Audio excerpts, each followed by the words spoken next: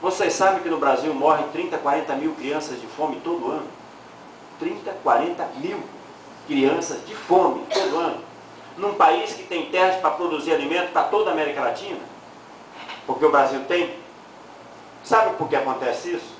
Porque as terras são controladas pelo agronegócio e pelo latifúndio, que preferem produzir soja para mandar para a Europa para fazer ração de gado, porque dá mais lucro do que produzir alimento que poderia salvar a vida dessas crianças. Não é possível que nesse país os nossos recursos sigam sendo utilizados desse jeito.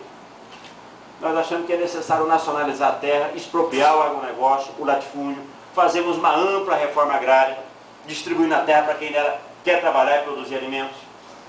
É preciso estatizar ou reestatizar todas as empresas que exploram recursos naturais do país, na área do petróleo, dos minérios, da água, de forma que esses recursos, em primeiro lugar, sejam explorados de forma sustentável, sem destruir, sem degradar o meio ambiente. Em segundo lugar, a serviço de atender a necessidade do povo, e não para aumentar o lucro da Vale do Rio Doce, ou das petroleiras que controlam a exploração e a distribuição de petróleo no mundo, ou da Nestlé e da Coca-Cola, que está controlando quase toda a distribuição de água no Brasil já.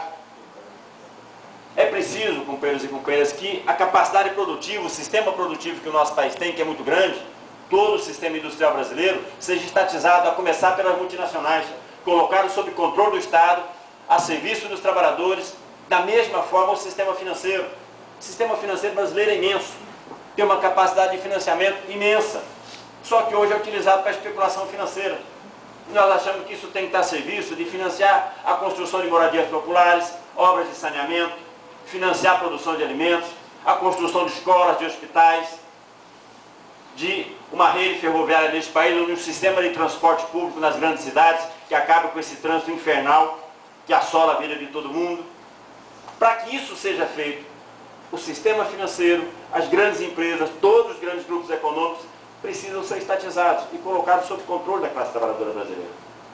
E por último, é necessário romper com os laços que geram essa dependência, essa subordinação dos interesses do povo brasileiro e do Brasil em relação aos interesses do capital financeiro internacional. Eu já falei para vocês do problema da dívida. O povo brasileiro trabalha, companheiros e companheiras, e muito, a vida inteira, para enriquecer meia dúzia de banqueiros lá de Nova York. Porque tudo que aqui se produz, que se acumula de riqueza, é transferido para lá. E o mecanismo principal por onde isso se dá é o da dívida pública, da dívida externa e da dívida interna. Que quanto mais se paga, mais cresce. Já está na casa do 1 trilhão e quase 600 bilhões de reais. É uma coisa impagável. Isso leva todo ano 35%, 40% do orçamento do nosso país. Não há nenhuma possibilidade de haver recurso nesse país para financiar as políticas públicas que o povo precisa, para assegurar uma aposentadoria digna para o povo brasileiro, enquanto essa sangria continuar. Isso, companheiros e companheiras, é uma forma diferente de organizar a sociedade.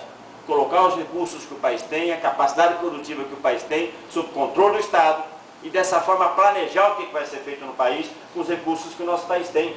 Planejar o que vai ser produzido em função daquilo que as pessoas precisam, e não em função do lucro das grandes empresas e dos bancos.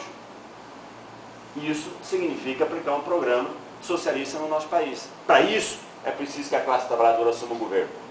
Para que a classe trabalhadora do governo possa fazê-lo, precisa fazer enfrentando e derrotando os banqueiros e os grandes empresários, e não aliado com eles.